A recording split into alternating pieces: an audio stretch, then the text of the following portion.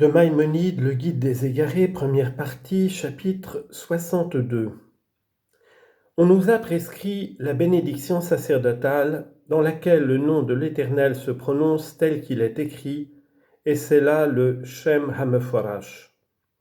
Il n'était pas su de tout le monde comment on devait le prononcer et par quelle voyelle devait être mue chacune de ces lettres, ni si une de ces lettres devait être redoublée d'entre celles qui sont susceptibles de l'être.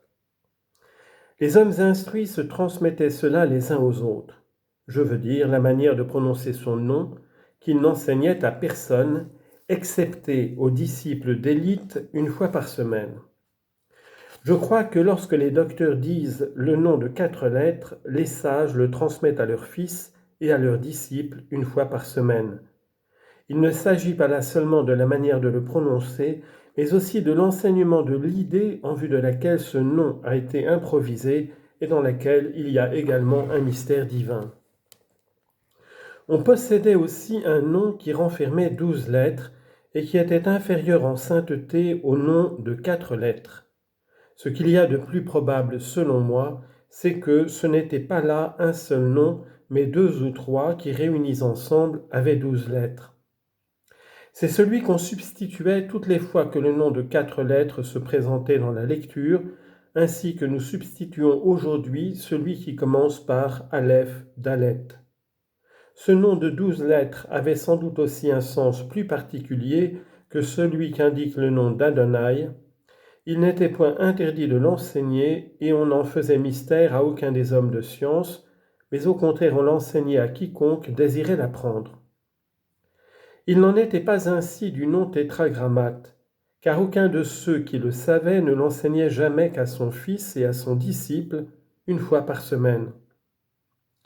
Mais depuis que des hommes relâchés ayant pris ce nom de 12 lettres professèrent par suite de cela des croyances mauvaises, comme il arrive à tout homme non parfait, lorsqu'il apprend que la chose n'est pas telle qu'il se l'était imaginé d'abord, on cachait aussi ce nom et on ne l'enseignait qu'aux plus pieux de la classe sacerdotale pour s'en servir en bénissant le peuple dans le sanctuaire.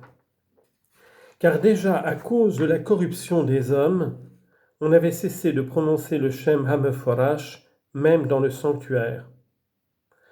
Après la mort de Siméon le Juste, disent les docteurs, les prêtres, ses frères osèrent de bénir par le nom tétragrammate. Ses frères cessèrent de bénir par le nom tétragrammate, mais ils bénirent par ce nom de 12 lettres. D'abord, disent-ils ailleurs, on le transmettait à tout homme. Mais depuis que les hommes téméraires se multiplièrent, on ne le transmettait qu'aux plus pieux de la classe sacerdotale, et ceux-ci le faisaient absorber par les mélodies des prêtres, leurs frères. Rabbi Tarfon dit « Un jour, je suivis mon aïeul maternel sur l'estrade, et ayant penché mon oreille vers un prêtre, j'entendis qu'il faisait absorber le nom en question par les mélodies des prêtres, ses frères. » On possédait aussi un nom de 42 lettres. Or, tout homme capable d'une idée sait bien qu'il est absolument impossible que 42 lettres forment un seul mot. Ce ne pouvait donc être que plusieurs mots qui formaient ensemble 42 lettres.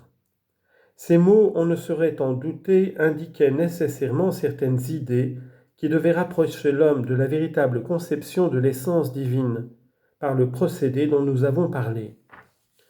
Si ces mots composés de lettres nombreuses ont été désignés comme un seul nom, ce n'est que parce qu'ils indiquent une seule chose, comme tous les noms propres improvisés, et pour faire comprendre cette chose, on s'est servi de plusieurs mots, car on emploie quelquefois beaucoup de paroles pour faire comprendre une seule chose. Il faut bien te pénétrer de cela et savoir aussi que ce qu'on enseignait, c'étaient les idées indiquées par ces 2 noms, et non pas la simple prononciation des lettres dénuée de toute idée.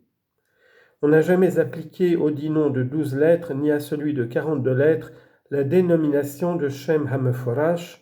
Celle-ci ne désigne que le nom particulier tétragrammate ainsi que nous l'avons exposé.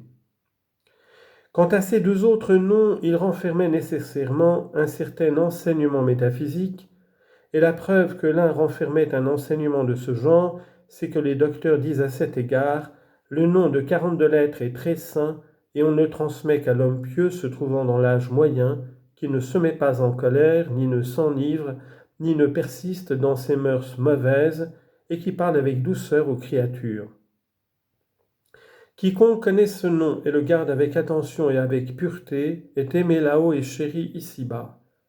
Il est un objet de respect pour les créatures, son instruction se conserve en lui, et il a en partage deux mondes, ce monde-ci et le monde futur. Tel est le texte du Talmud. Mais combien le sens qu'on attache à ces paroles est loin de l'intention de leur auteur. En effet, la plupart croient qu'il n'y a là autre chose que des lettres qu'on prononce, mais auxquelles ne s'attache aucune idée, de sorte que ce serait par ces lettres qu'on obtiendrait les dites choses sublimes, et que ce serait pour elles qu'on aurait besoin de ces dispositions morales et de cette grande préparation dont il a été question. Tandis qu'il est clair qu'il ne s'agit dans tout cela que de faire connaître des sujets métaphysiques, de ces sujets qui font partie des mystères de la Torah comme nous l'avons exposé. Dans les livres qui ont été composés sur la science métaphysique, il a été exposé qu'il est impossible d'oublier cette science. Je veux parler de la perception de l'intellect actif. Et c'est là le sens de ces mots, son instruction se conserve en lui. Mais des hommes pervers et ignorants, ayant trouvé ces textes talmudiques, y virent un vaste champ pour le mensonge, se disant qu'ils pouvaient rassembler telle lettre qu'ils voudraient et dire que c'était un shem ou nom sacré qui agirait et opérerait s'il était écrit ou prononcé de telle ou telle manière. Ensuite, ces mensonges inventés par un premier homme pervers et ignorant furent mis par écrit. Les écrits ayant été transmis entre les mains d'hommes de bien, pieux mais bornés, et qui n'avaient pas de jugement pour discerner le vrai d'avec le faux, ceux-ci en firent mystère, et quand ces écrits furent retrouvés dans leur succession, on les prit pour de la pure vérité. Bref, le sot croit à toute chose. Proverbe chapitre 14, verset 15.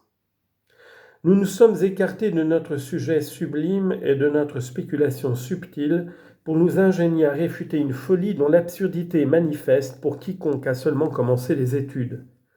Mais nous y avons été amenés nécessairement en parlant des noms de Dieu, de leur signification et des opinions répandues à leur sujet parmi le vulgaire. Je reviens donc à mon sujet, et après avoir fait remarquer que tous les noms de Dieu sont dérivés, à l'exception du Shem HaMeforash, il faut que nous parlions dans un chapitre particulier du nom renfermé dans ces mots « Ehyeh Asher Ehyeh »« Je suis celui qui suis » Exode chapitre 3 verset 14, car cela se rapporte au sujet subtil dont nous nous occupons ici. Je veux parler de la négation des attributs.